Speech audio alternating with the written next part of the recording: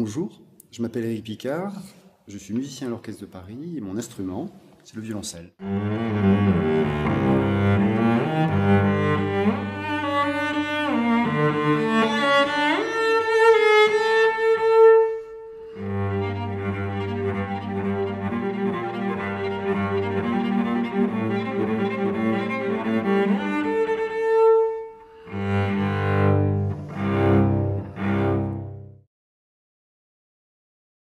Le violoncelle était un instrument à cordes frottées, frotté par cet objet qui s'appelle l'archet.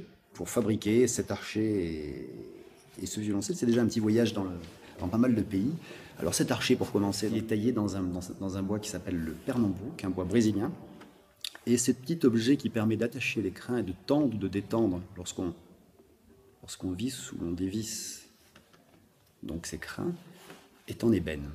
On continue avec l'ébène sur le violoncelle avec cette touche, puisque c'est l'endroit où on pose les doigts, qui s'appelle la touche, qui est fabriquée en ébène africain, un bois très noir. Une autre type d'ébène, qui s'appelle cette fois l'ébène de Makassar, qui vient d'Indonésie. On continue avec la table de l'instrument, qui est presque toujours fabriquée à partir de l'épicéa, ainsi que les côtés de l'instrument, les éclisses, fabriquées dans ce même bois. On passe au dos, qui lui utilise un bois très connu au Canada, puisque c'est l'emblème du drapeau canadien, c'est l'érable. Cet instrument, il a été conçu, on pourrait dire, inventé, une dizaine d'années après le violon. C'est donc son grand frère, on pourrait dire. Il a été donc inventé à une époque où un autre instrument existait, qui était la viole de gambe, ou la basse de viole, qui était son concurrent direct, qui a existé déjà depuis 100 ans. Tout d'abord, il y a eu un premier modèle qui a été conçu, qui s'appelait une basse de violon, qui était donc un grand violon, et qui très rapidement est devenu cet instrument dont la taille définitive, avec une caisse qui mesure environ 76 cm et une largeur de 45 cm, cette forme définitive a été établie par un luthier crémonais qui s'appelait Andrea Amati en 1660, chose comme ça. Et donc depuis, disons, les tailles, les cotes, on pourrait dire de cet instrument n'ont quasiment pas été changées. Alors qu'est-ce qui s'est passé? C'est un instrument intéressant du point de vue social, parce qu'il est né donc à une époque où cette basse de viole existait et était jouée dans l'aristocratie. Et le violoncelle, lui, comme le violon, est apparu pour faire danser les gens, comme un instrument plus populaire. Il y a des instruments de cette époque très intéressants, on retrouve derrière. Le mien de la paille, il est plus récent, mais une sorte de goupille qui bouche un trou et qui me semble assez édifiant, c'est-à-dire que ce violoncelle, dans les années, à la fin du XVIIe siècle, était quelquefois utilisé comme instrument de procession, c'est-à-dire qu'on en jouait debout, et ce petit trou qu'on voit sur certains instruments de cette époque correspondait à un lien que le violoncelliste mettait autour de son cou pour pouvoir marcher tout en jouant. Il s'avère que le violoncelle a finalement supplanté, on pourrait dire, la basse de viole au XVIIIe et au XIXe siècle, jusqu'à être finalement intéressé plus les compositeurs que cette basse de viole. Lorsqu'on commence le violoncelle, on est finalement assez gâté par rapport aux cousins de la famille des violons, alto, contrebasse, déjà parce qu'on est assis, ce qui est déjà finalement assez confortable. Donc un enfant qui commence l'instrument, on va commencer par déjà lui apprendre à s'asseoir, c'est-à-dire à bien s'asseoir, c'est-à-dire être dans une position stable, pour pouvoir accueillir l'instrument qui va venir se poser sur lui d'une façon la plus naturelle possible. La position doit être assez dynamique, assez placée, sans être tendue. C'est une des premières choses. On va donc commencer par la chose la plus compliquée, sans doute, c'est faire tenir dans la main cet archet. Bien évidemment, la position est une position qui doit être la plus naturelle possible, c'est-à-dire qu'on doit pouvoir placer ses mains d'une façon détendue, avec une préhension qui soit la plus équilibrée possible. Alors ce qui va se produire au début, l'une des premières difficultés, évidemment, ça va être le rapport au poids, c'est-à-dire que si le bras est trop lourd, si l'enfant, si on parle d'un enfant, met trop de poids, le son sera étranglé. De même, si le poids n'est pas donc juste, si l'instrument ne répondra pas et ne se mettra pas en vibration. Alors, dans un second temps, très très rapidement, ce qui va être un des premiers enjeux de la pratique instrumentale, ça va être la direction de l'archet. Il s'avère que si l'archet n'est pas parfaitement perpendiculaire à la corde, il se produit aussi un étranglement. Le son est assez pincé, est assez laid, il faut bien le dire. Surtout quand on va vers les cordes aiguës qui sont beaucoup plus sensibles à ce rapport à la pression. Donc le premier enjeu, ça va être de placer l'archet donc avec une bonne pression, dans une position naturelle, et de façon à ce que l'archet soit toujours perpendiculaire à l'axe de la corde. Alors si on regarde bien, sur la corde Do, perpendiculaire, c'est cette position, Sol, deuxième corde là, et puis on va vers l'aigu, puis le bras dans une position donnée doit s'ouvrir. Ce qui veut dire que finalement, la difficulté, c'est que dans chaque position de l'archet, l'angle est différent. Donc c'est déjà un enjeu assez difficile. Donc on va, pendant un certain temps, en fait, ne travailler que des cordes à vide, c'est-à-dire des cordes sans pression, jusqu'à obtenir un son qui soit le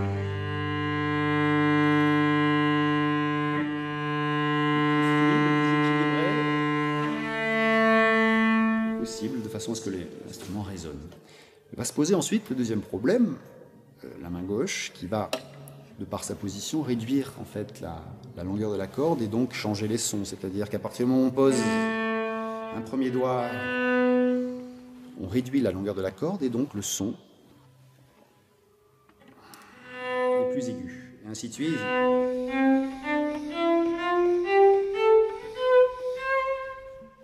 Jusqu'au bout de l'instrument. Donc toute la question, ça va être de réussir à placer la main sur des positions stables.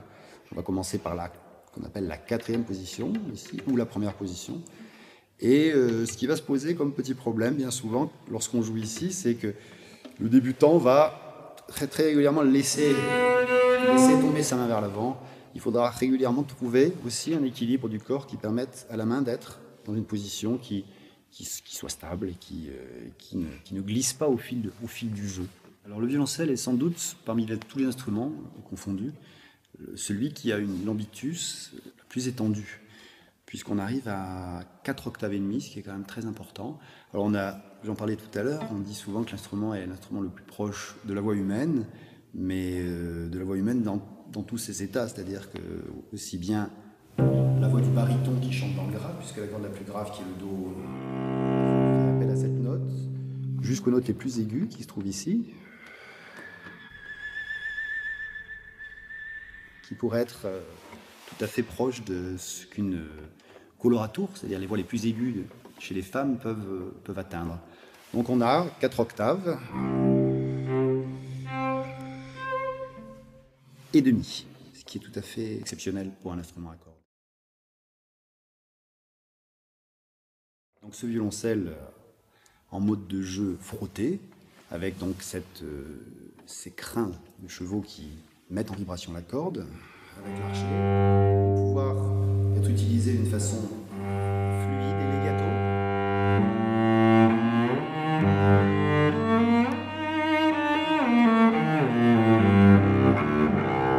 Ou spiccato en sautant.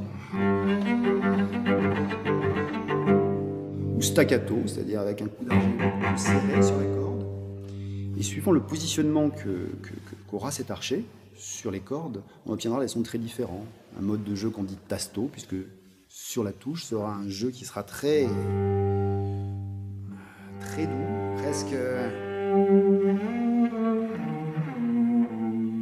avec un archet léger, presque brumeux. En revanche, lorsqu'on s'approchera de cette pièce de bois qui s'appelle le chevalet, on verra sur des écrits spécifiques une demande d'un compositeur de jouer ponticello sur le pont, sur le chevalet, avec un son qui peut être extrêmement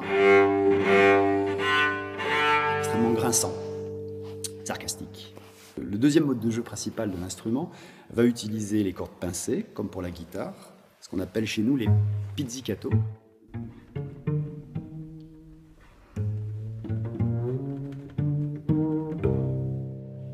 Avec à l'intérieur même de ces modes de jeu, suivant la position que prend le doigt, des possibilités très très diverses. L'évolution de cet instrument, le violoncelle, à partir de 1650, va se faire d'une façon assez intéressante, puisqu'il est encore associé ou concurrent de la basse de viol. Ça veut dire finalement qu'il a un rôle de basse, c'est-à-dire de fondamentaux, c'est lui qui donne les notes graves du discours. Et ce discours va évoluer à un moment très très vite, grâce à un compositeur que tout le monde connaît, qui s'appelle Jean-Sébastien Bach, qui va écrire pour cet instrument le violoncelle et non plus la viole de gambe ou la basse de viol. Ces 6 suites de Bach, avec ce premier prélude que tout le monde connaît, sans doute, qui a servi de publicité à la marque Mercedes pendant un certain temps, ce prélude de Bach.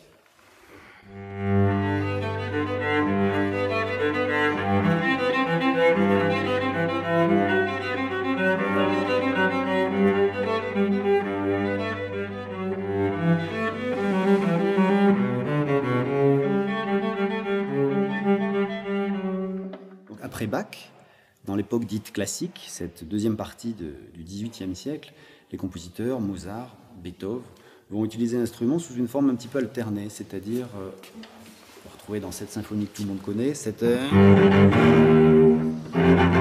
par exemple, cette utilisation des graves de l'instrument, de l'orchestre, associée à la contrebasse, qui donne un socle très, très important à l'orchestre en particulier. Et donc il va y avoir dans le répertoire orchestral une alternance très importante de ces modes de jeu, des fondamentaux, on pourrait dire, du répertoire, avec des chants vraiment qui vont sortir de l'orchestre et qui vont faire de l'instrument, du violoncelle, un instrument soliste à part entière. Brahms va écrire quantité de pages inoubliables, de chants magnifiques à l'orchestre pour le violoncelle, celle-ci par exemple.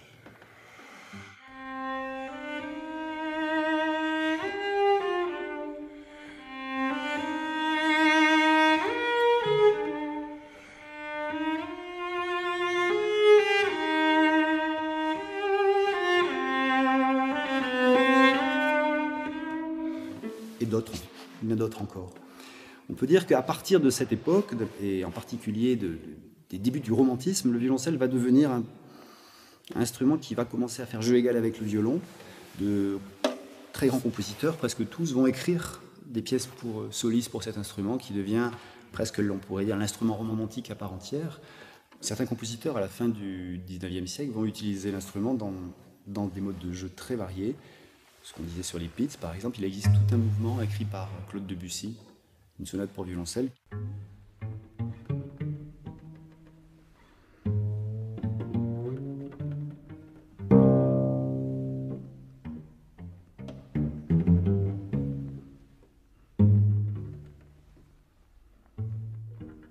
Qui va utiliser ce mode de jeu et d'autres encore.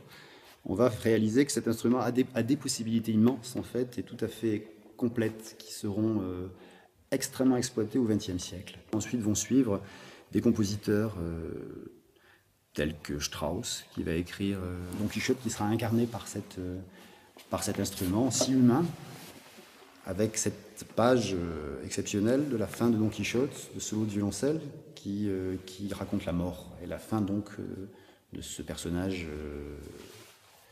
tout à fait épique et qui vit de ses rêves.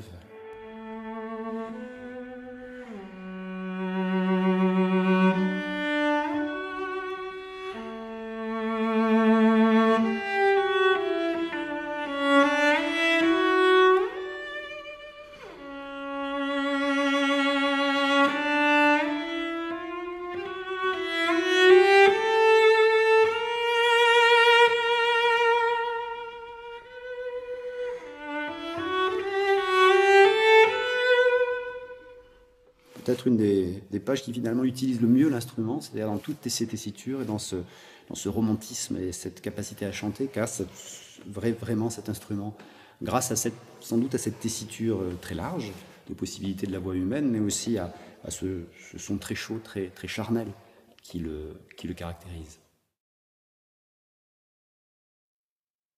Pourquoi j'ai choisi le violoncelle?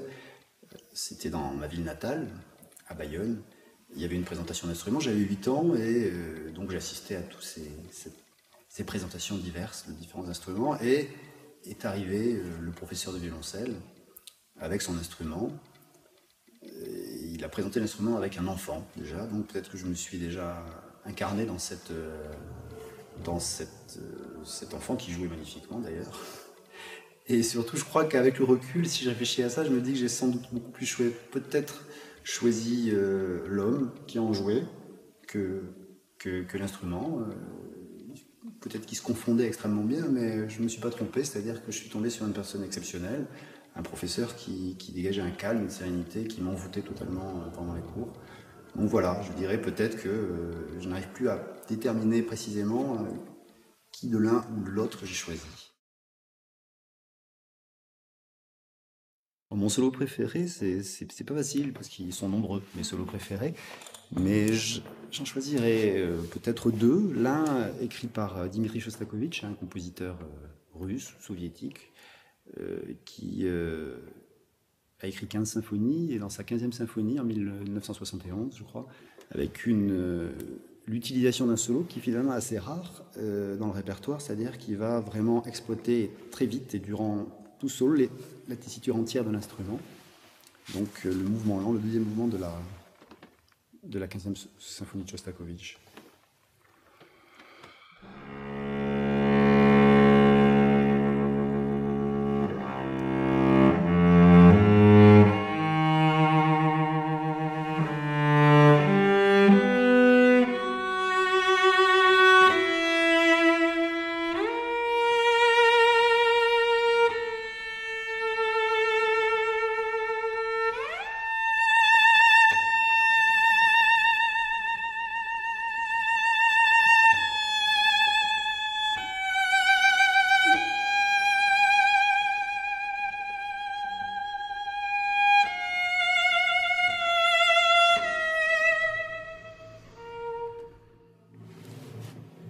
Etc. C'est-à-dire que véritablement l'instrument est exploité d'une façon extrêmement complète.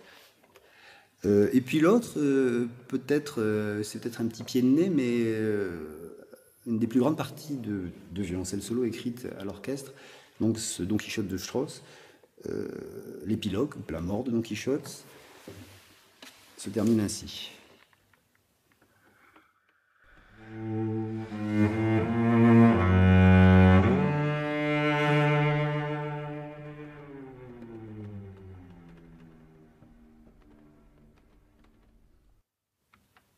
Alors au-delà du tragique, ce que je trouve tout à fait exceptionnel dans cette phrase, c'est le côté dérisoire, presque humoristique de ce héros qui meurt de la perte de ses illusions et qui semble presque en sourire. Lorsqu'on joue Don Quichotte, cette dernière phrase est absolument